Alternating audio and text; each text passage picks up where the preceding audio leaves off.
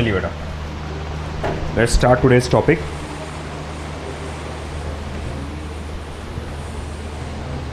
Three point three है ना बेटा, खामोश रहिए। इवैल्यूएशन ऑफ डिस्प्लेसमेंट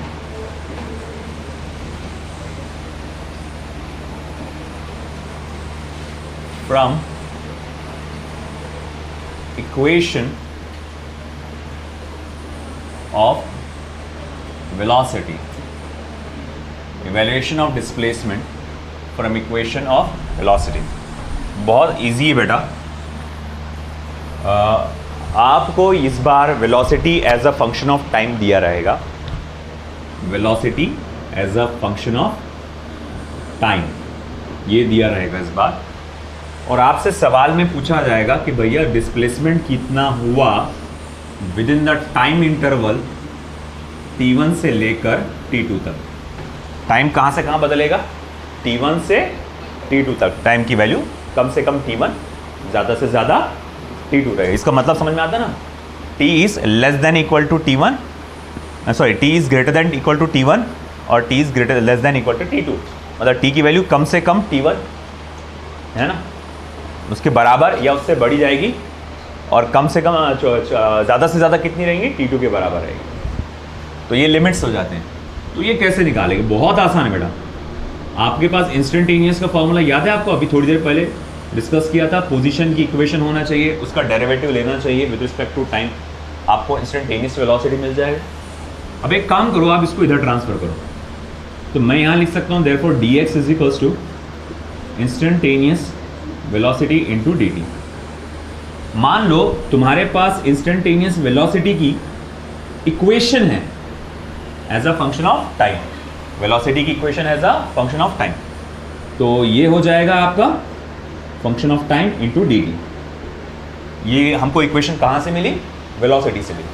अच्छा एक बात बताओ बेटा, पहले लैंग्वेज समझो। लैंग्वेज ये क्या बोलना चाह रहे हैं? dx का मतलब क्या होता है? Small change in x। Delta x का मतलब क्या होता है? Large change in x। dx का मतलब क्या होता है? Small change in x। dt का मतलब क्या होता है? Small change in time.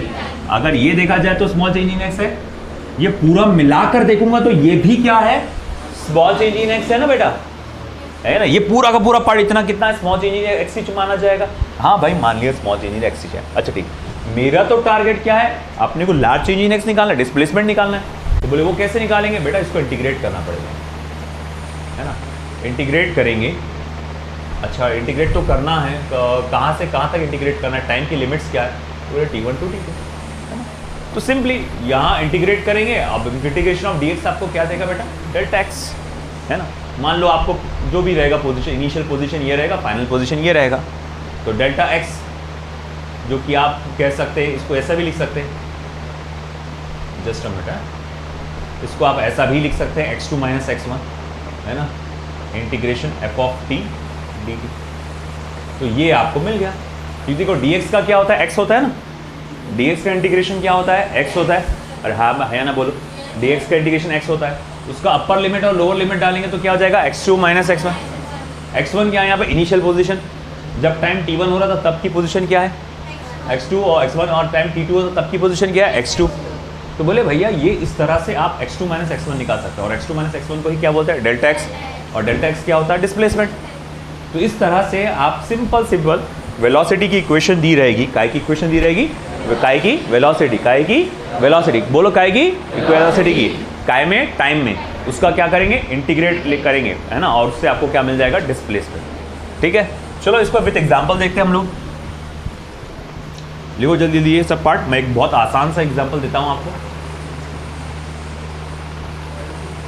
A particle moving in a straight line such that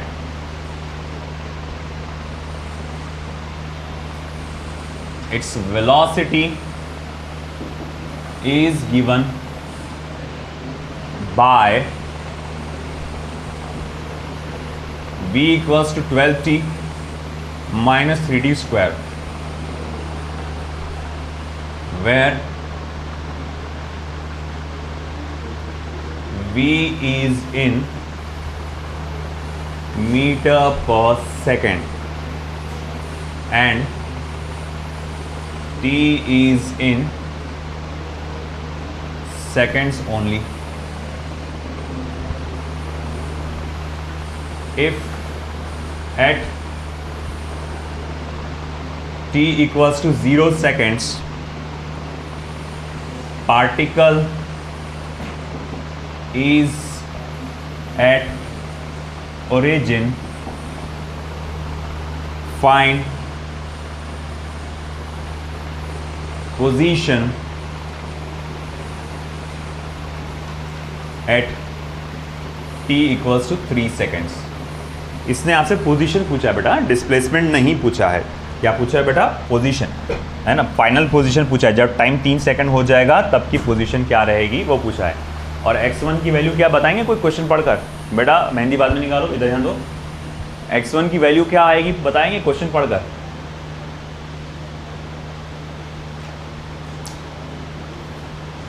पहला टास्क वही होना चाहिए, क्वेश्चन क्या बोल रहा है, क्या बोलना चाह रहा है वो समझो।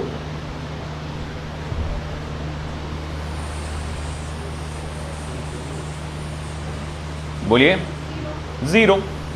अरे भाई क्या बोला उसने, है ना? टी कहा गया वो, हाँ, particle is at origin at T equals to 0 seconds, particle is at origin. जब टाइम 0 सेकेंड हो रहा था, यानी शुरुआत में पार्टिकल कहाँ था? ओरिजिन पे। और अगर पार्टिकल ओरिजिन पे था तो x की वैल्यू क्या आएगी बेटा? 0 आएगी। चलिए फिर आगे बढ़ते हैं। तो मैं लिखूंगा, देखो भाई, सबसे पहले देखो यहाँ पे integration of dx x1 to x2 ये बराबर होता है integration of v into D T, t1 to t2। शुरुआत यहाँ से करना, है ना, इंटीग्रेशन ऑफ डी, यहाँ से शुरुआत की अपन ने, है ना। अपन ये वाला पार्ट लीजिए, इंटीग्रेशन ऑफ dx, है ना, t1 to t2 v into D T. हाँ बेटा, आंसर बोले आप? हाँ करेक्ट। देखो बेटा, तो मैं कहूँगा इंटीग्रेशन ऑफ dx क्या होता है? तो बोले x होता है, बाद में लिमिट डालने के बाद क्या बन जाता है? x2 minus x1। आप चाहे तो डायरेक्ट ये भी लिख सकते हैं। तो मैं बोलूँगा ठीक है भैया, ये तो हो जाएगा x2 माइनस x1। अब ज़रा बताइए कि हमारे पास जो इक्वेशन दी गई है वेलोसिटी की वो क्या है? तो मेरे पास जो वेलोसिटी की इक्वेशन दिया है वो है 12t minus 3t square into D T, और उसके लिमिट्स क्या दिया है बेटा? 0 टू 3 सेकेंड्स। आई बात समझ में आपको, है ना? हमको मालूम है ये जो होता है delta x x2 minus x1 होता है, और मैंने कहा कि उसको कैसे निकालेंगे? Integration of v into D T लेकर। हमारे पास इक्वेशन क्या दी गई है? 12t minus 3t square into D T. अब 12t का इंटीग्रेशन क्या होगा बेटा? 12t स्क्वायर बाय 2 माइनस इसका क्या इंटीग्रेशन होगा? t cube upon 3।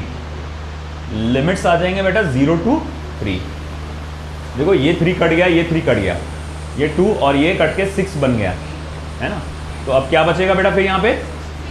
6t square minus T cube, और लिमिट्स आ जाएंगे बेटा 0 टू 3। चलिए फिर आगे देखो, t की वैल्यू डालो, t की वैल्यू डालो 3। 3 का क्या है यहाँ पे फिर? स्क्वायर। तो 3 का स्क्वायर क्या होता है? 9। 9 मल्टीप्लाई बाय 6 54। तो ये हो जा रहा 54 माइनस ये 3 की जगह डालो, क्या डालेंगे आप?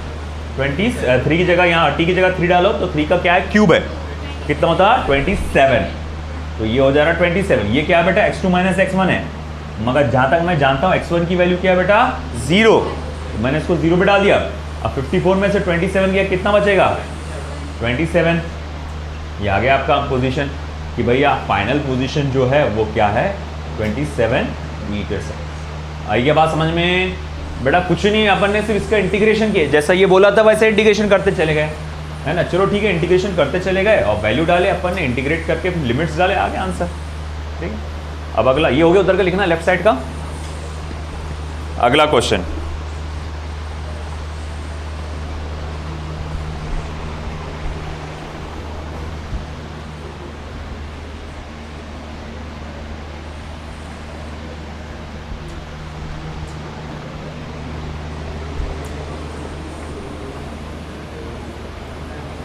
A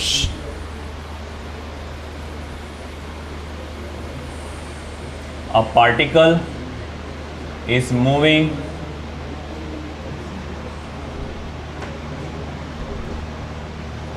in a straight line. बातें नहीं बेटा. A particle is moving in a straight line such that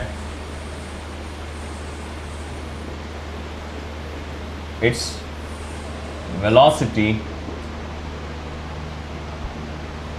is given by v equals to 16t minus 12t square meter per second if at t equals to 0 seconds particle is at x is equals to 2 meters. Find the location of particle at the end of 3 seconds.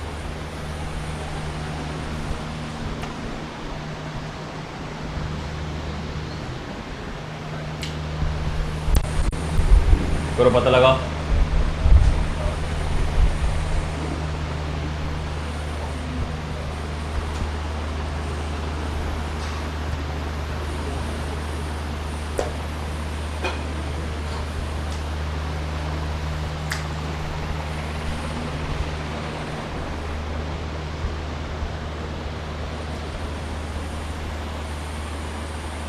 Same procedure, direct jump भी कर सकते हैं आप इसमें थोड़ा.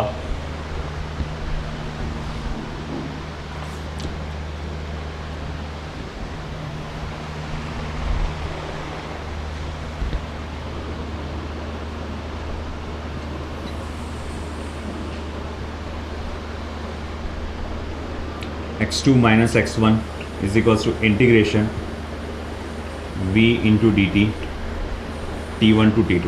Direct ये formula लगा लो, v की इक्वेशन डाल दो 16t minus 12t square into dt 0 to 3.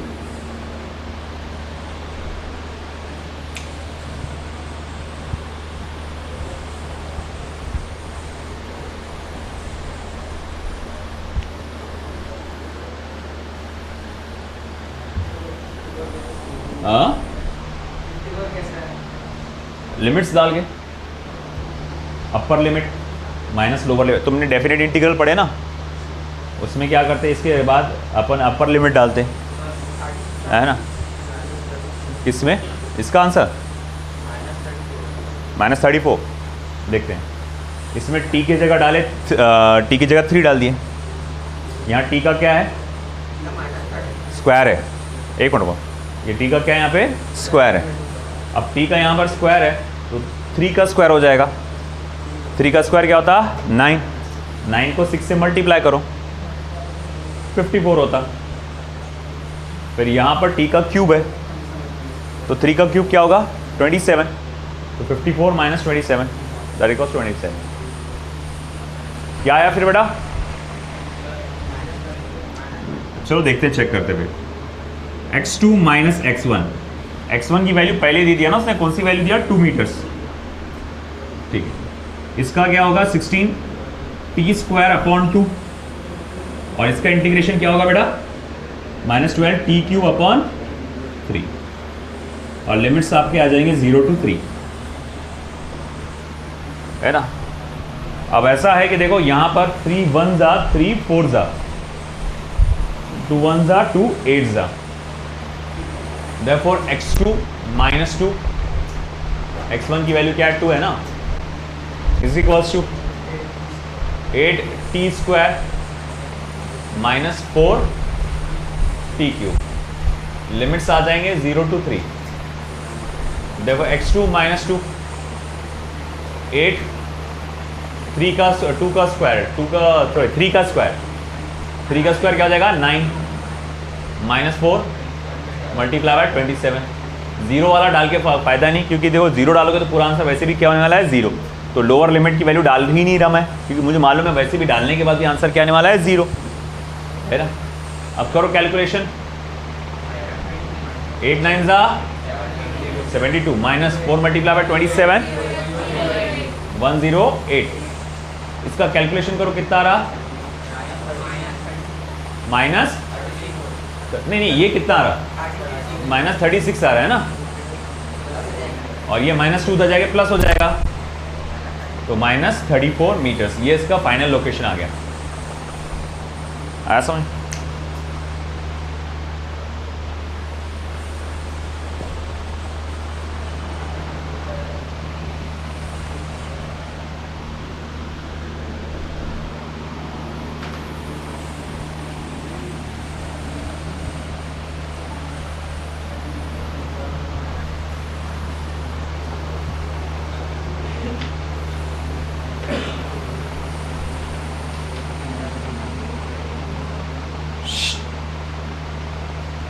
The velocity of a particle is v equals to v0 plus gt plus ft square if its position is x equals to 0 at t equals to 0, then its displacement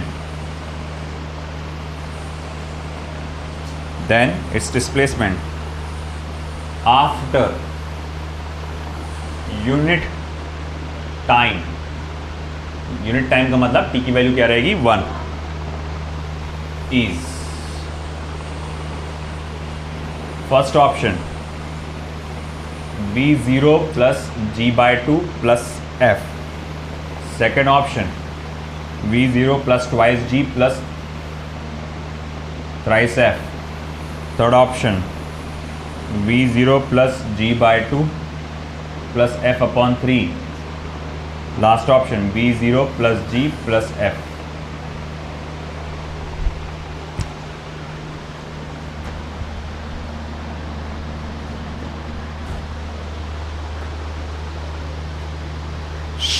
बेटा लिख दिया question, यहाँ पे focus यहाँ रखिए।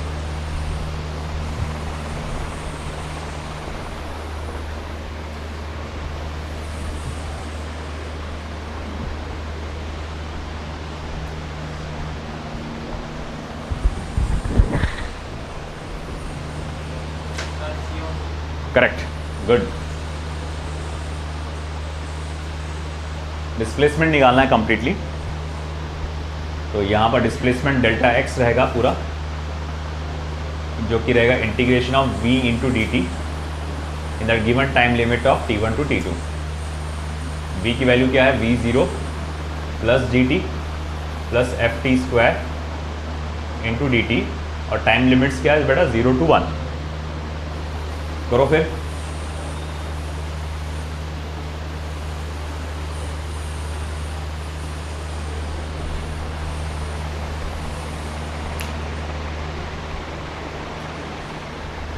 आ गया, good.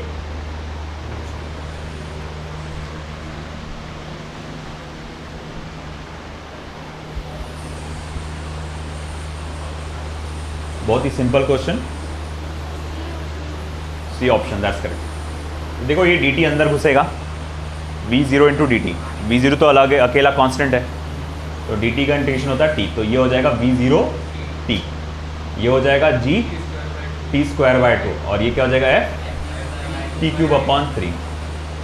फिर limits आ जाएंगे 0 to 1, है ना। अपर लिमिट डालो सब जगह t है ना, तो अपर लिमिट डालने में सब जगह t की जगह 1 आ जाएगा, तो बचेगा v0 plus g/2 plus f/3 minus lower limit करोगे तो सब जगह क्या आएगा 0, ये भी टर्म 0 हो जाएगा, ये भी टर्म 0 हो जाएगा, ये भी टर्म 0 हो जाएगा, हो गया 0। तो इसको नहीं भी लिखे तो चलता। अब देखो कौन सा इक्वेशन बन रहा।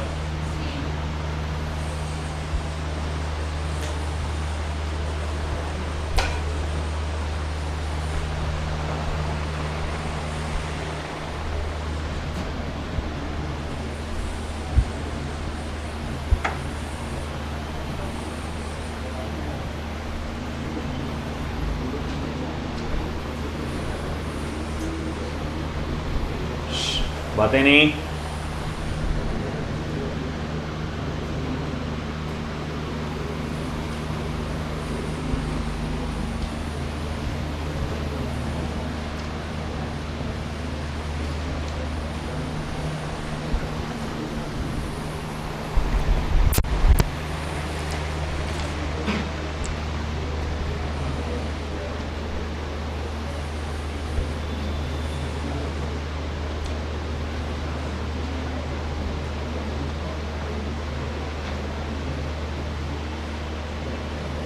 evaluation of distance and displacement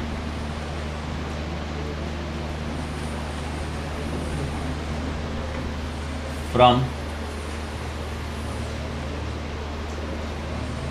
velocity time graph। तो इंस्टेंटेनियस स्पीड का last part, evaluation of distance and displacement from velocity time graph. बहुत इजी, बहुत आसान, बस आपको एरिया के फॉर्मूले याद होना चाहिए। Area of rectangle, area of triangle, area of trapezium, ये 3 फॉर्मूले याद होना चाहिए। एरिया ऑफ ट्रेपेजियम नहीं भी याद है तो कोई इतना बड़ा मसला नहीं है, वो ट्रेपेजियम को स्प्लिट करके ट्राइंगल और रेक्टेंगल बना सकते हैं। कैसे, आप खुद देखेंगे। देखो, आप फिलहाल जानते हो कि अगर मुझे डिस्प्लेसमेंट निकालना है तो मुझे वेलोसिटी का इंटीग्रेशन करना पड़ेगा with time in the limits of t1 to t2, जहाँ पर वेलोसिटी की इक्वेशन होती है as a function of time, है ना। इंटीग्रेशन पढ़ाते वक्त, ग्राफिकल इक्विवेलेंस ऑफ इंटीग्रेशन पढ़ाते वक्त ही मैंने ऐसा एक एग्जाम्पल बताया था। देखो, आप मालूम है कि वेलोसिटी की इंटीग्रेशन लेंगे और आपको डिस्प्लेसमेंट मिल जाएगा। मिसाल के तौर पे तुमको इंटीग्रेशन के फॉर्मूले ज़िंदगी भर याद ही नहीं हो रहे, है ना। तो अब तुम क्या कर सकते हो, तो तुम बोले भाई ठीक है, कोई मसला नहीं, तुम्हारे पास वेलोसिटी की इक्वेशन है ना, और तुमने भाई इक्वेशन ग्राफ के बारे में इतना सब कुछ पढ़े कि किस इक्वेशन पे कैसा ग्राफ बनता है। तो मान लो तुम्हारे पास वेलोसिटी वर्सेस टाइम का ग्राफ बना, तुम ग्राफ बना सकते हो। मान लो ऐसा कि तुम इक्वेशन की मदद से क्या कर सकते हो, ग्राफ बना सकते हो। तुम इतने इंटेलिजेंट हो गए कि तुम इससे बना सकते ग्राफ। तो मान लो कि जो ग्राफ ऐसा बना, कैसा भी आड़-टेढ़ा शेप का बना सकता हूँ मैं अभी का फिलहाल एग्जांपल देने के लिए। वो ग्राफ कुछ ऐसा बना, इमेजिन कर लो, और ये टाइम लिमिट कहाँ है, t1, और ये टाइम लिमिट क्या है, t2। बात समझे क्या? इक्वेशन की मदद से आपने क्या बनाया, ग्राफ। अच्छा, किसका ग्राफ बनाए, वेलोसिटी वर्सेस टाइम। आपका मिशन क्या है, डेल्टा एक्स, यानी कि डिस्प्लेसमेंट कैलकुलेट करना, डिस्टेंस या डिस्प्लेसमेंट कैलकुलेट करना। अब कैसे कैलकुलेट करेंगे, कुछ नहीं, बस इस कर्व के नीचे का एरिया ले लो, एरिया कैलकुलेट करो। सर ये कैसे, अरे टेंशन मत लो, ऐसे एरिया नहीं आते। एरिया ट्रायंगल के फॉर्म में आता है, रेक्टेंगल के फॉर्म में आता है, ट्रेपेजियम के फॉर्म में आता है, इस टाइप का एरिया आता है। ये तो सिर्फ एग्जांपल बताने के लिए ऐसा ग्राफ है ना। तो मैं बोलूँगा यहाँ पर डिस्टेंस या फिर displacement can be calculated by, है ना, evaluating area under the velocity. चलो एक काम करता हूँ, शॉर्ट में लिख देता हूँ, velocity time graph, area under velocity time graph. तो डिस्टेंस या हो डिस्प्लेसमेंट, है ना, कैलकुलेट किया जा सकता है ग्राफ के नीचे का एरिया लेकर, और कुछ नहीं बेटा, एरिया लेकर आना चाहिए, एरिया निकाल के आना चाहिए।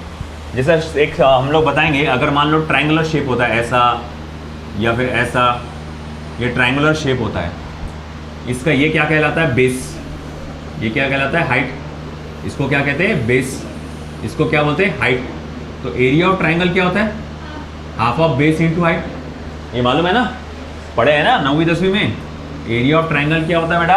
Half of base into height. अगर नहीं पढ़े तो आप पढ़ लो कि एरिया ऑफ ट्राइंगल, ये बेस लेते हो हाइट, उसका एरिया ऑफ ट्राइंगल ऐसा आता है। रेक्टेंगल, यस है ना, ये लेंथ है, ये ब्रेथ है, तो इसका एरिया क्या आता है भैया? L into B. ट्रेपेजियम, हाँ वेरी गुड। ट्रेपेजियम एक तो ऐसा दिखता है या फिर ऐसा आता है जिसमें दो साइड्स पैरेलल रहते हैं, है ना। ये पैरेलल साइड्स, ये दिख रहा है ना, पैरेलल है ना आपस में। मान लो ये पैरेलल साइड्स को ए बी से देंगे अपन, ये भी ए बी, और यहाँ से एक परपेंडिकुलर बनाते हैं जिसको H, height of the parallel side बोलते हैं, ये एच। तो अब एरिया ऑफ ट्रेपेजियम कैसे निकालते हैं? Half of A plus B into H, है ना। Half of sum of parallel sides multiply by height. Parallel sides के बीच में का डिस्टेंस। जिसको पास फॉर्मूला नहीं है इसका ट्रेपेजियम का, लिख लो, इसके साथ में कहीं कोने कोपरे में लिख लो एरिया। ये सारे फॉर्मूले अगर नहीं है तुम्हारे को याद, एरिया ऑफ ट्रेपेजियम, कम से कम ये आप इतने एरियाज के फॉर्मूले याद रखो, 3 एरियाज के फॉर्मूले याद रखो। आप इजीली कैलकुलेट कर लोगे डिस्टेंस या फिर डिस्प्लेसमेंट बहुत आसानी से। तो सर कैसे? तो देखो,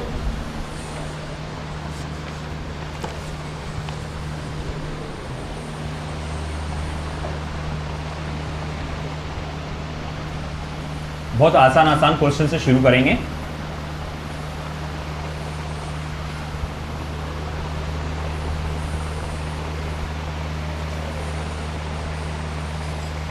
A particle is moving in a straight line। एक पार्टिकल जो है स्ट्रेट लाइन में मूव हो रहा है। Its velocity, time graph is as shown below। इसका वेलोसिटी वर्सेस टाइम ग्राफ इस तरह से बताया गया है। ये वेलोसिटी जो कि मीटर पर सेकंड में है, ये टाइम जो कि सेकंड्स में है।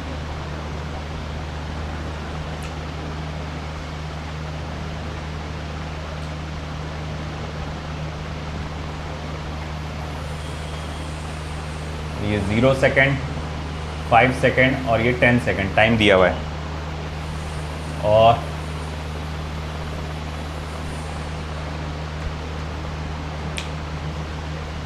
ज़ीरो, 5 और 10 सेकेंड, और ये भी 10 दिया हुआ है इस value. Find displacement of particle in the interval of 0 to 10 second। Find the displacement of the particle in the interval of 0 to 10 seconds। 10 second के अंदर तक क्या डिस्प्लेसमेंट हुआ वो पता लगाना। कैसे पता लगाएंगे? बहुत आसान है। शेप देखो कौन सा है, कौन सा शेप बना रहा है ये कर्व, है ना। इसको अगर मैं देखूंगा एरिया अंडर द कर्व, कौन सा शेप है? ये ट्रायंगुलर शेप है। तो अगर मुझे डिस्प्लेसमेंट निकालना है, मुझे क्या निकालना है? डिस्प्लेसमेंट। तो मुझे क्या लेना पड़ता है? Area under the curve. Area कौन से शेप में है? ट्रायंगुलर। और ट्रायंगल शेप का क्या होता है area? Half of base into height. Base कितने का बेटा? 10 का। हाइट कितने का है? 10 का, है ना। तो ये कैंसिल होगा 5 और ये हो जाएगा 50 मीटर। आ गया आपका डिस्प्लेसमेंट। कितना आया? 50 मीटर। कितना आसान था? कुछ खास था क्या? Velocity versus time graph. Check करो ग्राफ कौन सा दिया हुआ है। अगर पोजीशन वर्सेस टाइम ग्राफ दिया हुआ है, अगर गौर से सुने, पोजीशन वर्सेस टाइम ग्राफ दिया है और वेलोसिटी पूछा है, तो आपको एरिया लेना पड़ेगा क्या? स्लोप। कल देखे ना अपन ने, पोजीशन या versus time, distance versus time, displacement versus time graph अगर दिया हुआ है, वेलोसिटी पूछा हुआ है तो स्लोप लेना पड़ता। वेलोसिटी वर्सेस टाइम दिया हुआ है और आपसे डिस्टेंस या डिस्प्लेसमेंट पूछा है तो क्या लेना पड़ता? Area under the curve. आई बात समझ में? कितना आसान था, बस एरिया लेना था, काम खत्म। लिख लो बेटा फटाफट।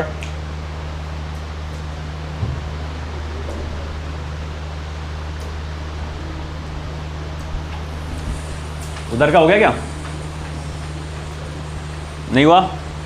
लिख लो फटाफट जल्दी से।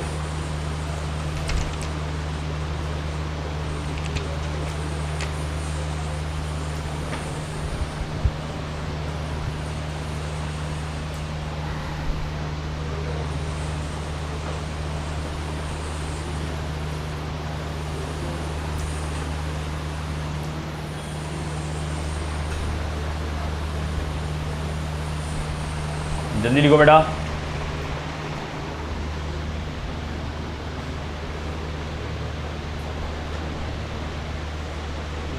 ऊपर की लाइंस हो गई, question 2।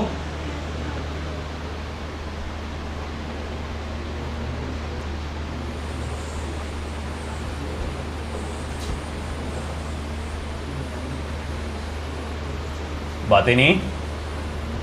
A particle is moving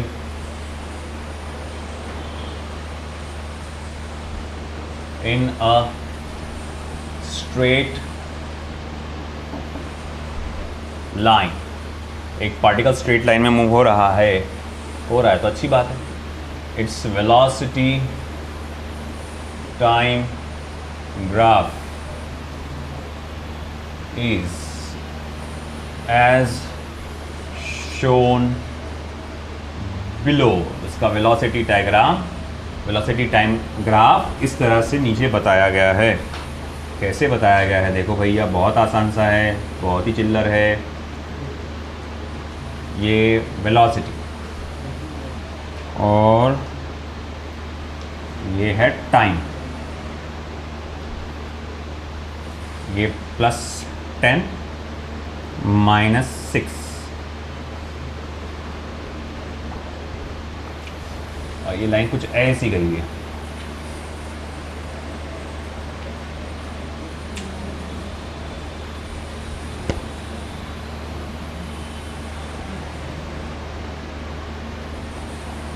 ये 5, ये 8।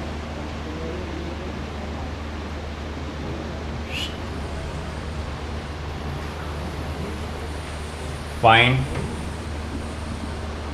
the distance and displacement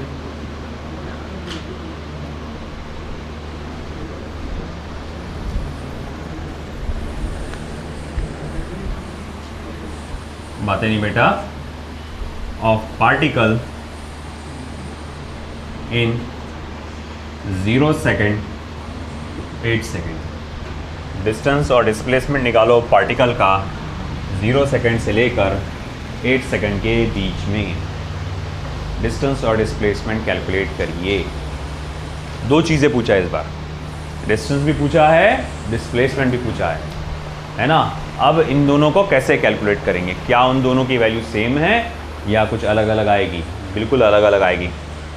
देखो यहाँ पे ये जो ग्राफ है पॉजिटिव रीजन में भी है, निगेटिव रीजन में भी है।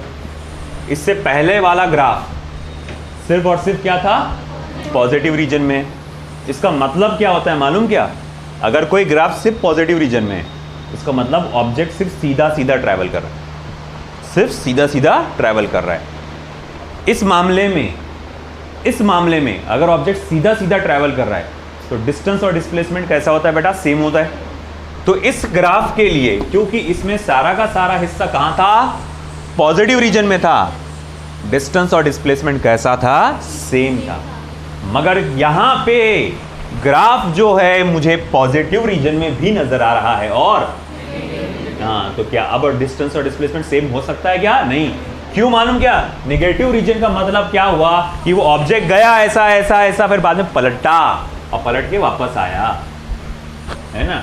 डायरेक्शन रिवर्स हुई ना, ये पॉजिटिव डायरेक्शन थी, नेगेटिव डायरेक्शन रिवर्स हुई। अब क्योंकि पलट के वो वापस आ गया तो इस मामले में डिस्टेंस और डिस्प्लेसमेंट सेम नहीं हो सकता।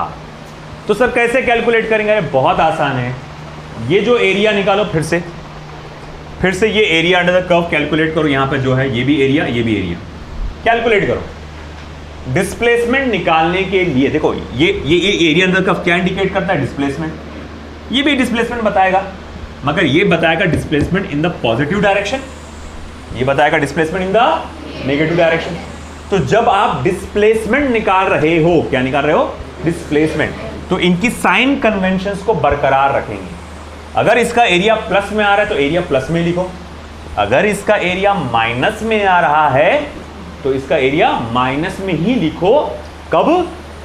डिस्प्लेसमेंट कैलकुलेट करने के लिए। कब? डिस्प्लेसमेंट कैलकुलेट करने। आया क्या समझ में? मगर जब डिस्टेंस कैलकुलेट कर रहे हो तो ये एरिया प्लस में आ रहा है वो तो आ ही रहा प्लस में, इसको तो प्लस में लिखेंगे। मगर ये एरिया भले ही माइनस में आ रहा होगा, ये एरिया भले ही माइनस में आ रहा होगा, फिर भी इस एरिया को क्या लेंगे, पॉजिटिव ही लेंगे। आया समझ में आपको? जैसे कि मान लो एग्जाम्पल के तौर पे मैं ट्रैवल कर रहा हूं 5 मीटर, प्लस 5 मीटर मैंने ट्रैवल किया, -2 मीटर मैंने ट्रैवल किया, मेरा डिस्प्लेसमेंट कितना हुआ, 5 - 2। अब बताओ क्या हुआ डिस्प्लेसमेंट मेरा, 3 मीटर। कैसे निकाले आपने, 5 मीटर प्लस -2 मीटर ऐड किए ना आपने, अरे हाँ या ना? तो आपने बोले डिस्प्लेसमेंट 3 मीटर्स बोले आपने, अरे हाँ या ना बोलो, 5 मीटर इस डायरेक्शन में, तो इसीलिए मैंने प्लस बोला।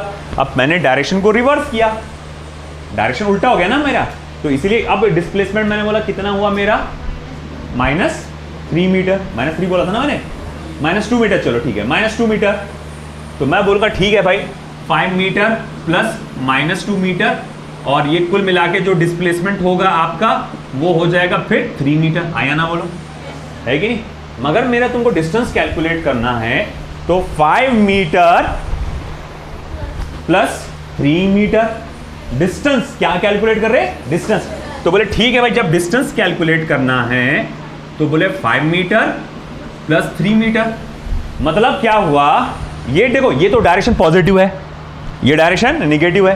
तो जब तुम ऐसा ट्रैवल कर रहे हो तो डिस्प्लेसमेंट तुम्हारा पॉजिटिव था, मगर जब तुमने ऐसा ट्रैवल किया तो डिस्प्लेसमेंट तुम्हारा नेगेटिव था। फिर भी डिस्प्लेसमेंट तुम्हारा नेगेटिव होने के बाद भी जब तुम डिस्टेंस ट्रैवल कर रहे हो तो इस डिस्प्लेसमेंट को तुमने माइनस के बजाय क्या लिए, प्लस ली। अरे वही रूल तो यहां लगाना है, ये भी आपको क्या देगा, डिस्प्लेसमेंट इस डायरेक्शन में, ये भी क्या देगा आपको, डिस्प्लेसमेंट ऑपोजिट डायरेक्शन। तो डिस्प्लेसमेंट निकालना है तो साइन के साथ डालो, ये प्लस में ये माइनस में, और अगर डिस्टेंस निकालना है तो ये साइन के साथ साइन के साथ मत डालो, साइन के साथ मत डालो। अगर ये भले ही माइनस हो, है ना, यहां से यहां गए हो तो माइनस मत लिखो, उसको क्या लिखो, प्लस लिखो। तब जाके बोलेंगे भैया कुल मिला के कितना हुआ, वो 7 मीटर डिस्टेंस ट्रैवल। आया क्या समझ में? तो सिंपल रूल, डिस्प्लेसमेंट निकाल रहे हो, कोई एरिया नीचे आया है ना, निगेटिव रीजन में, एरिया को माइनस में लो और उसको डायरेक्ट साइन के साथ डालो। हाँ, मगर अगर डिस्टेंस निकाल रहे हो, क्या निकाल रहे हो, डिस्टेंस, तो सभी एरिया को आपको पॉजिटिव में ही लेना पड़ेगा। तो अब अगर मैं बोलूँगा अच्छा ठीक है आपने ये बता तो दिए, अब ये कैलकुलेशन कैसा होगा, फिर देखो करके, फिर डिस्टेंस कितना, 64 और डिस्प्लेसमेंट, चलो देखते हैं। मान लो ये इस हिस्से का एरिया A1 आएगा, ये हिस्से का एरिया A2 आएगा, ठीक है ना। तो मैं सबसे पहला फोकस जो मेरा है वो डिस्प्लेसमेंट पर है। किस पर है बेटा, डिस्प्लेसमेंट पे, जो कि क्या हो जाएगा, A1 प्लस A2। A1 क्या रहेगा, half of base into height, क्योंकि वो ट्राइंगुलर शेप का है। बेस कितने का बेटा, 5 का, है ना, हाइट कितने का है, 10 का। ये A1 की वैल्यू हो गई, A2 की value half of base into height, base कितने का है, ये 5 से शुरू हो रहा, 8 पे खत्म हो रहा, कितने का आएगा, 3 का, है ना। हाइट कितने का बेटा, -6 का। मैंने बोला ना माइनस साइन के साथ डालना आपने, ठीक है। ये हो जाएगा 5, ये हो जाएगा 25 प्लस 3 -9, तो 25 -9 कितना हो जाएगा, 25 में से 9 गया, 16 मीटर्स। तो पता चला तुम्हारा डिस्प्लेसमेंट कितना है बेटा, 16 मीटर। अब आई बारी डिस्टेंस की, अब आई बारी डिस्टेंस की, करना वही है अभी भी, A1 प्लस A2, मगर ये वैल्यू जो पहले 25 आई थी, ये तो पॉजिटिव में तो 25 ही रहेगी, मगर ये वैल्यू जो पहले -9 आई थी, इस बार क्या आएगी, +9। आया समझ में? अब 25 प्लस 9 कितना होता है, 34, तो ये हो गया 34 मीटर्स। आया समझ में? ठीक है, लिख लो।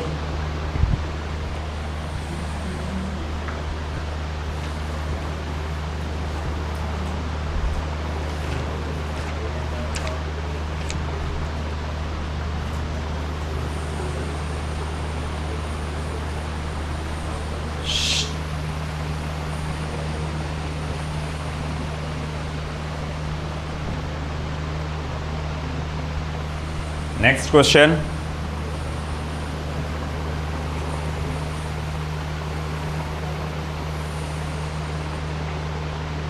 from the given velocity time graph,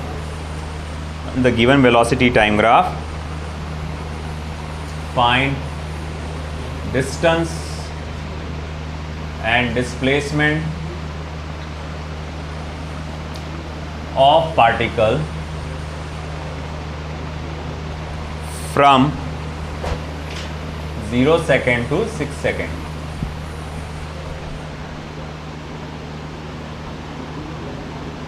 और ग्राफ कुछ आपको ऐसा दिया हुआ है। बेटा बातें मत करो, वेलोसिटी है जो कि मीटर पर सेकंड में रहेगी, टाइम जो है वो सेकंड्स में रहेगा। 2 4 5 6 8 +10 -5। पहला ग्राफ जाएगा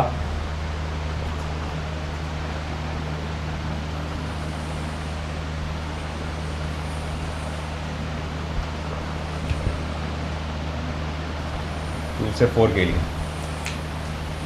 फिर उसके बाद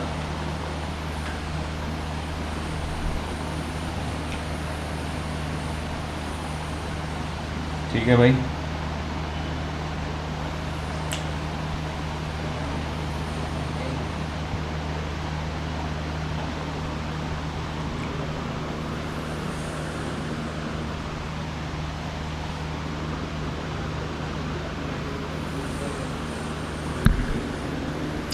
अरे यार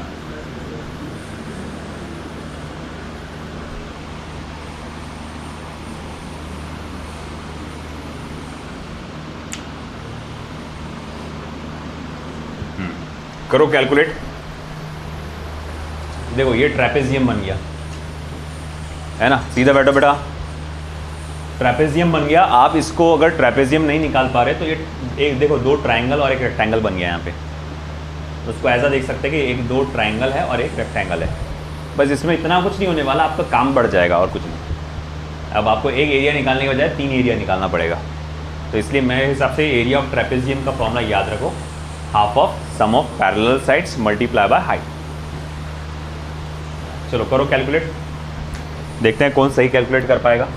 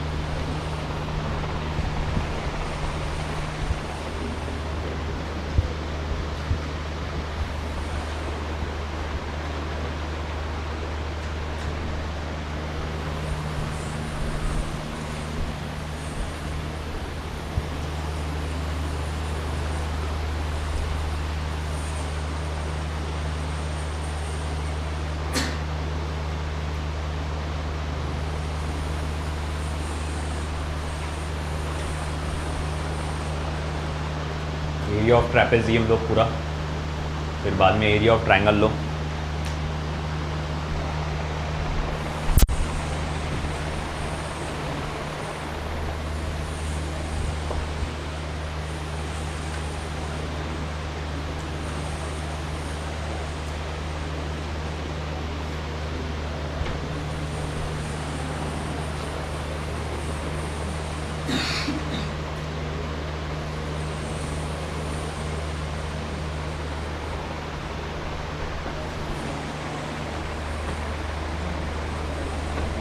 आया, बोलो।